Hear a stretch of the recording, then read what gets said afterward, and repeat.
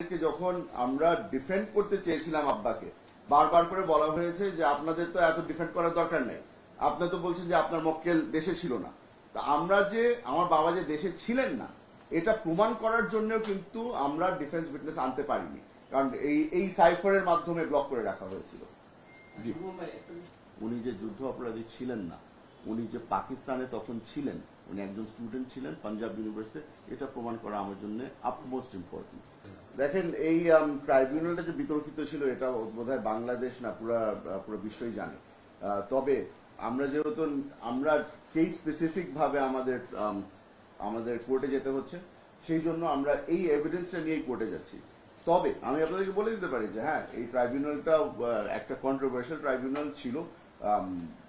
আমরা অনেক চেষ্টা করেছি তখন কমব্যাট করতে, তখন আমরা ওই সুযোগ ছিল না, কারণ পুরো সরকার ওটাকে প্রোটেক্ট করে রেখেছিল।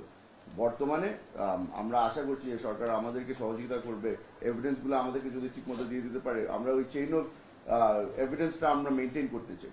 সেই জন্যই আমরা যদি চেতাম এই কাগজ নিয়ে কিন্তু আমরা অলরেডি হয়তো বা কোর্টে চলে যেতে পারতাম, কিন্তু আমরা ওভাবে যেতে চাচ্ছি না।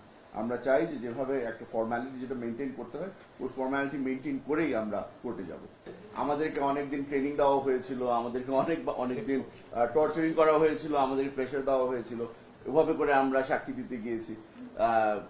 দেখেন, একটা জিনিস বলে দিতে চাই, বাংলাদেশ অনেক কিছু সহ্য করে এসেছে।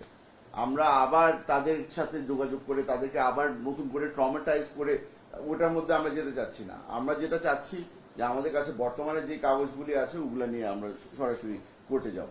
আর যদি আপনারা এখানে সকলেই আছেন, আপনারা যদি কোনো সাক্ষীরা যদি এগিয়ে আসতে চায়, আমাদেরকে সহযোগিতা করতে চায়, আমরা সবসময় ওয়েলকাম করবো। আপনারা হয়তো জানেন যে কিছুদিন এটা আমি কথা বলছি অক্টোবর বা নভেম্বর মাসে ফেসবুকের মধ্যে আমি দেখেছিলাম যে একজন আব্বার বিরুদ্ধে যে একজন সাক্ষী দিয়েছিল তাকে লোকাল মানুষরা আটক করেছিল কক্সবাজারে। এই ধরনের কাজ যেন আর না হয়। এখানে আমরা সকলেই বাংলাদেশের নাগরিক, আমাদের সকলেরই ওই রাইট আর প্রোটেকশন আছে। আমি আশা করি যে বাংলাদেশের মানুষরা অতটুকু ম্যাচুরিটি দেখাবে যে এই ধরনের আইন নিজের হাতে যেন কেউ না নিয়ে নেয়।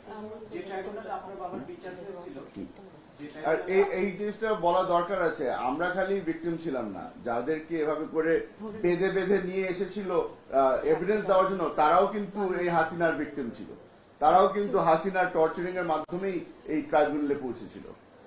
জি, আমি একটু আগে যেটা বলেছি, টোটাল বিচার প্রক্রিয়াটা প্রশ্নবিদ্ধ ছিল, এখনো আছে। আপনারা যদি স্কাইপের বিষয়টাই খালি ধরে নেন, তাহলে তো ওই সুতা ধরে কিন্তু এই ট্রাইব্যুনাল আর টিকতো না। তবে হাসিনার আদেশ ছিল যে এই ট্রাইব্যুনাল যেভাবে করে হোক না কেন টিকিয়ে রাখতে হবে। আর নিজামুল হক নাসিমের বক্তব্য তো আপনারা শুনেছেন, এই ব্যক্তিগুলাকে ফাঁসি দিতেই হবে। তারা তো আর অপেক্ষা করেনি যে এভিডেন্স কি আসছে অথবা স্টেটমেন্ট কে কি দিচ্ছে। তাদের ডিসিশন যেই দিন ট্রাইব্যুনাল গঠন করা ছিল ওই দিনই ডিসিশন হয়ে গিয়েছিল।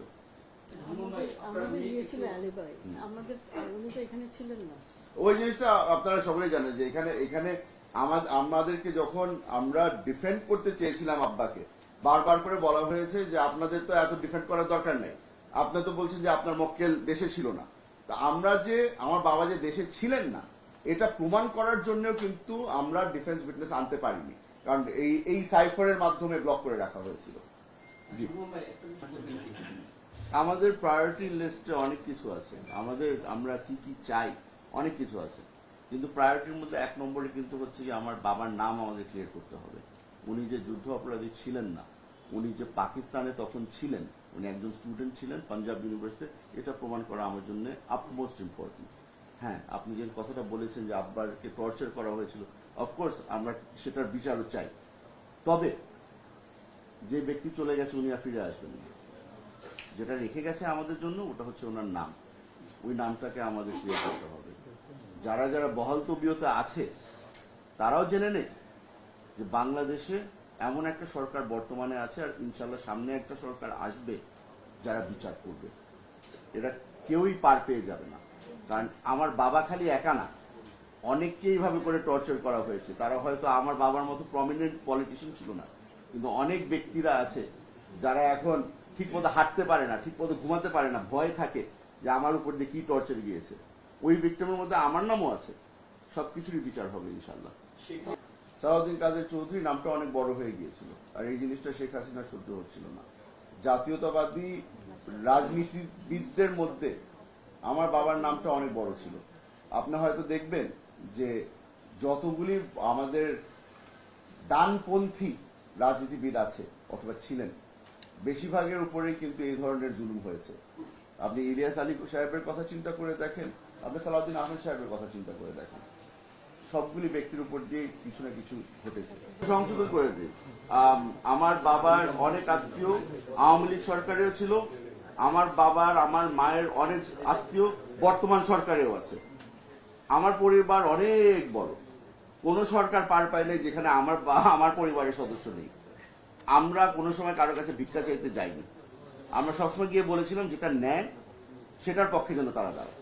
অনেকেই চেষ্টা করেছিল, এখানে আমি আপনাদের সকলের সামনে বলে দিতে চাই, এখানে আমার আত্মীয় স্বজন যারা ছিল সকলেই চেষ্টা করেছে, কিন্তু ওই যে শেখ হাসিনা, তার সামনে কিছুই টিকে না।